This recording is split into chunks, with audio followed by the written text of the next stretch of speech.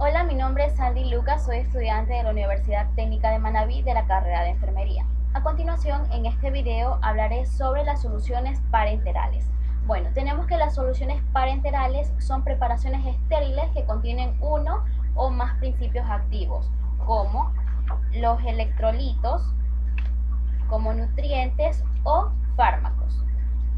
Y estos son para ser administrados a un paciente en múltiples situaciones o de desviación de la salud mediante el sistema de venoclisis. El objetivo de su administración va a ser por el mantenimiento de las pérdidas de agua y electrolitos durante condiciones fisiológicas normales como la orina, la respiración, sudoración y heces. La expansión del volumen intravascular en estados de depresión de volumen en compartimentos extravasculares, como en el caso de diarrea, de vómitos o hemorragias, etc. El compartimento extravascular aumentado, como en el caso de sepsis, pancreatitis, cirugías, quemaduras, cirrosis o incluso en insuficiencia cardíaca, con la finalidad de mejorar el gasto cardíaco y la perfusión tisular o microcirculatoria.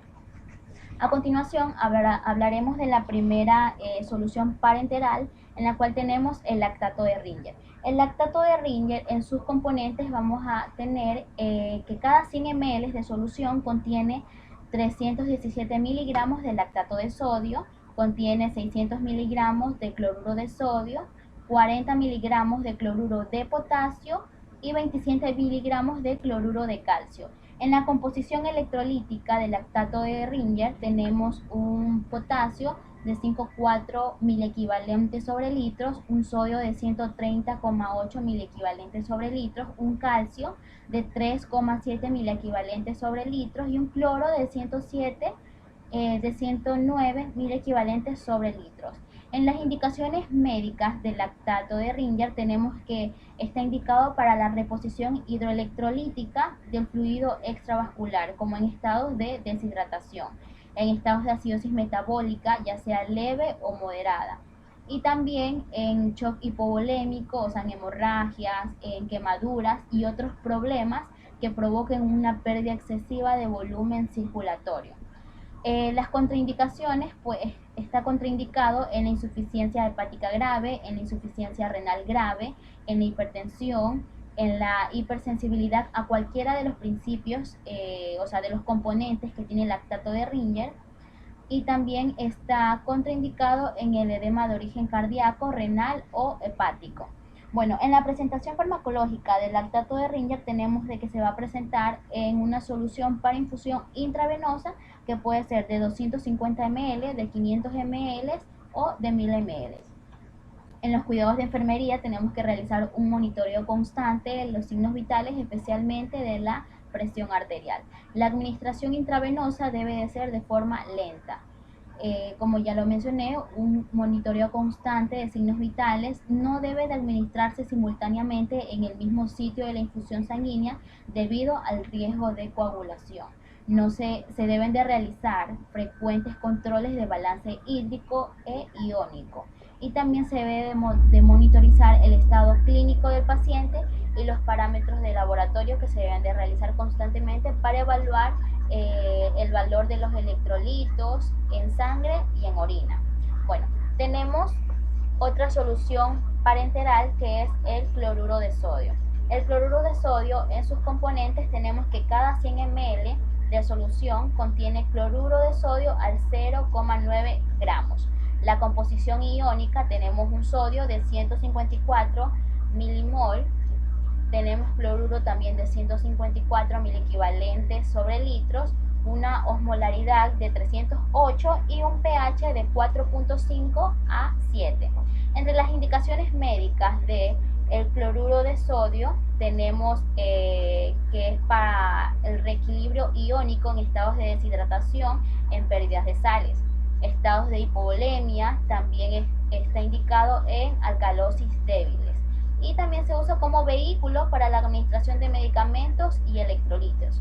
En sus contraindicaciones tenemos que va a estar contraindicado en la hipercloremia, en la hipernatremia, en la acidosis, en estados de hiperhidratación y en estados edematosos en pacientes con alteraciones cardíacas, hepáticas o renales, o en pacientes que tengan hipertensión grave. Asimismo, no debe de ser administrados en pacientes con hipocalemia, puesto que esto puede causar una insuficiencia cardíaca congestiva, con insuficiencia pulmonar aguda, sobre todo en enfermos cardiovasculares. La presentación farmacológica del cloruro de sodio al 0,9%, tenemos que es una solución para infusión intravenosa que se va a presentar en 100 ml, 250 ml, 500 ml o 1000 ml, o en ampolla de 5 a 10 ml.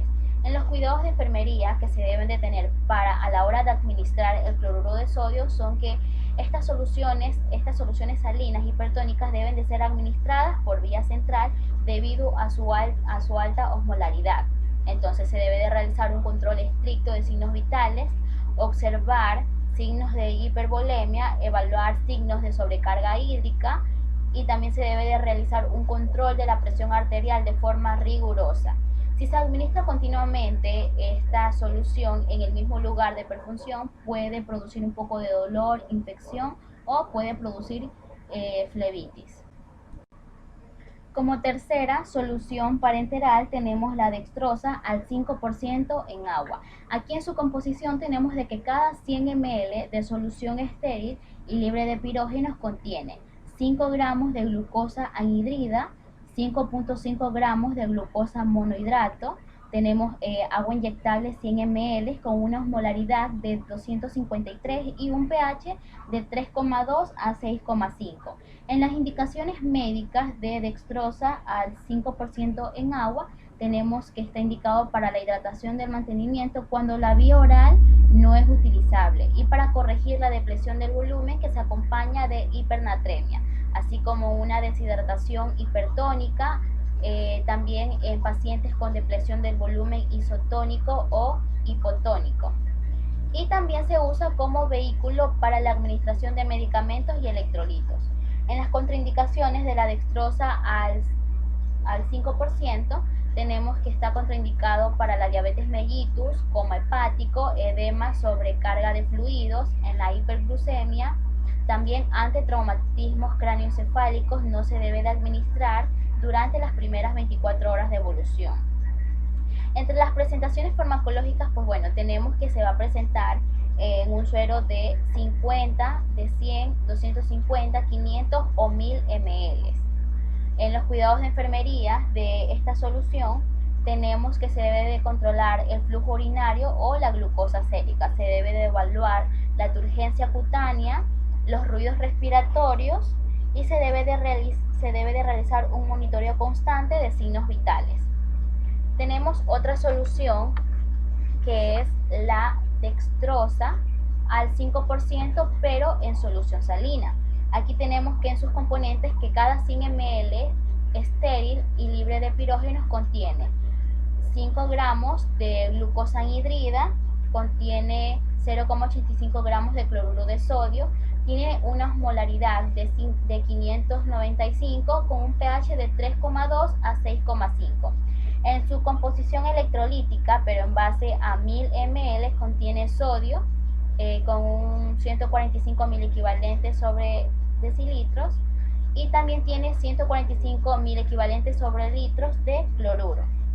En las indicaciones médicas tenemos que está indicado para un aporte hidroelectrolítico, también en aporte calórico, en la depresión de hidratos de carbono, electrolitos y líquidos, y también se usa como una terapia de rehidratación en la prevención y tratamiento de deshidrataciones.